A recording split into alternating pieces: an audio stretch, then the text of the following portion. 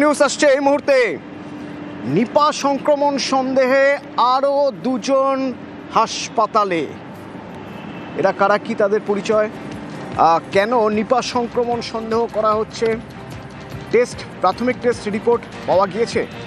অভিজিৎ আছে আমার সঙ্গে সরাসরি। অভিজিৎ, এখনো সোয়াব পাঠানো হয়েছে এবং এই বর্ধমান মেডিকেল কলেজ হাসপাতালের একজন কর্মরত নার্স এবং একজন জুনিয়র ডাক্তার যিনি হাউস স্টাফ হিসাবে সেখানে কর্মরত, যার বাড়ি দক্ষিণ 24 পরগনায়।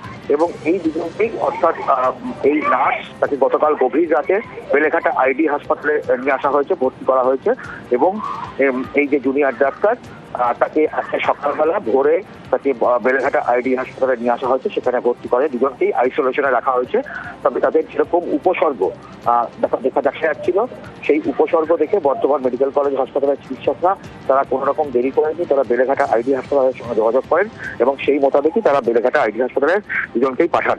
এবং তাদের দুজনের এখনো পর্যন্ত কি এটা কন্ট্রাক্ট ট্রেস করে বা এটা রুট খুঁজতে গিয়ে বোঝা সম্ভব হচ্ছে ছড়ালো কোথা থেকে ভাইরাস?